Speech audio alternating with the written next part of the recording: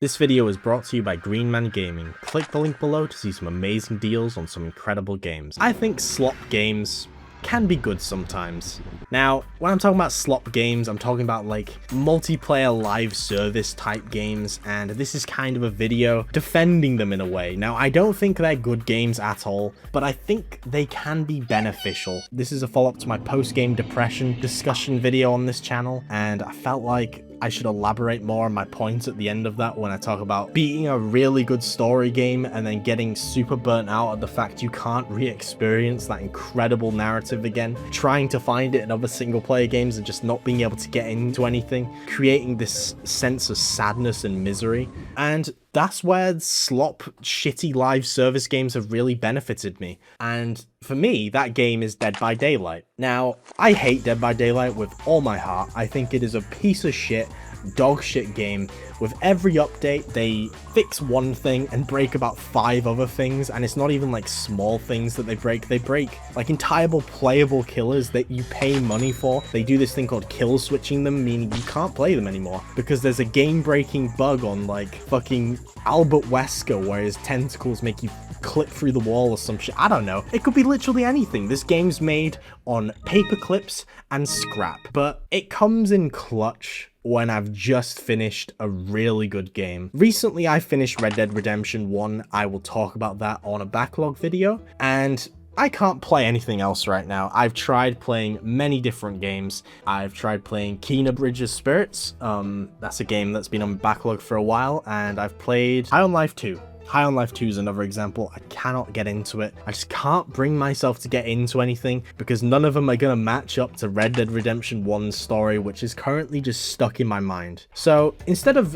going through my backlog and trying to find a game to play, I'm just going to play Dead by Daylight instead. And this is what I mean by slop games help. You know, they're easy to jump into.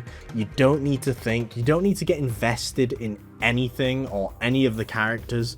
None of the characters matter. It's a fucking party game, and you don't have to think whilst playing it unless you're really competitive, in which case that's kind of a you problem. I'm just not like that personally. I don't play any of these games to be hyper competitive. I play them to just relax because it's just an easy gameplay loop. You know, you fix generators and run away from Springtrap from Five Nights at Freddy's. Like, it's easy. You don't need to think about anything. And obviously, after enough time of playing Dead by Daylight, I get absolutely fucking sick of it. I mean, I cannot stress enough how much of a shit game it is. But playing through it so much, I get used to the shit gameplay loop, the shit quality, the shit port, the how shit it runs, just how terrible it is. So when I do get sick of it and I move on to a better single player game and I go back through my backlog, it just amplifies everything I play significantly because I'm comparing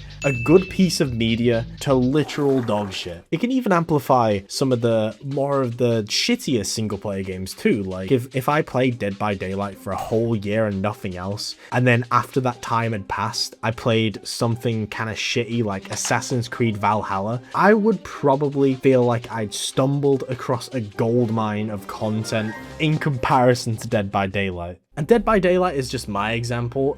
For example, a lot of people play dog shit like Rainbow Six Siege, or can I say Helldivers 2 here? I don't think I should say Helldivers 2 here. I mean, technically it's a live service game and it's very easy to just jump into and run around and die a bunch of times, so it's kind of a slop game. I don't want to say it's a slop game because I feel like I will be crucified for that. But yeah, as much as I do think live service games have added so many predatory, horrible things to modern games like microtransactions, subscription services, battle passes, I think gameplay-wise, they are pretty helpful as like kind of a cleanse of post-game depression, really.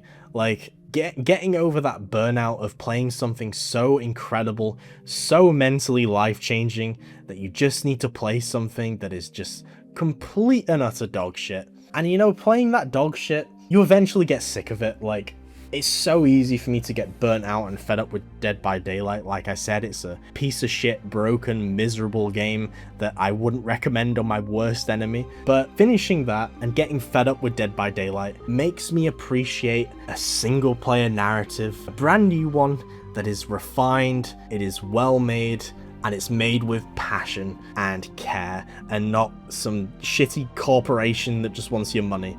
So this is more of a shorter discussion video. It's basically just a little follow-up to my post-game depression video, but yeah, I just think slop games can be beneficial, as much as I do hate them.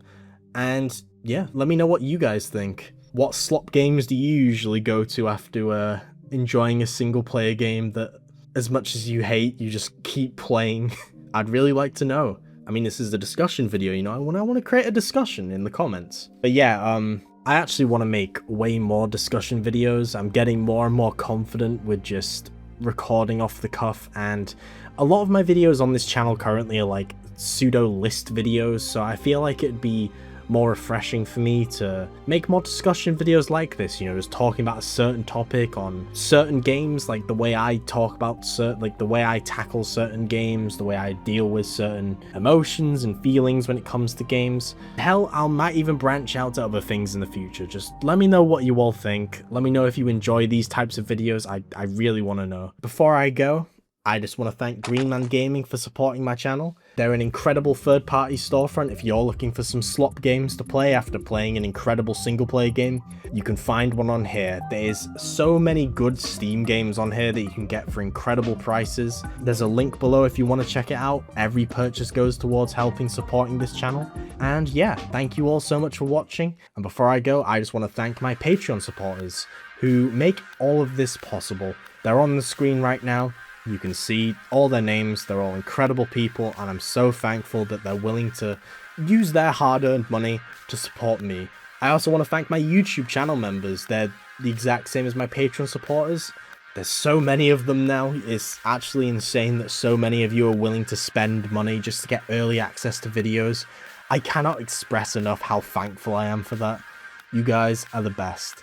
Again, I am sorry for stopping the whole reading out every single name one by one thing, but I feel like it was kind of getting on people's nerves and it was just overly extending the video's length, and I just don't want that because it kind of misleads viewers, you know. They think they're getting like a 10-minute long video when actually it's about 7 minutes of content, with the rest of it just being me reading out names because there's so many of you. I do really appreciate it though. It is insane to me how many of you there are, and yeah, I just can't thank you guys enough, and I hope you do understand. Thank you all so much for watching, and I will see you all in the next video.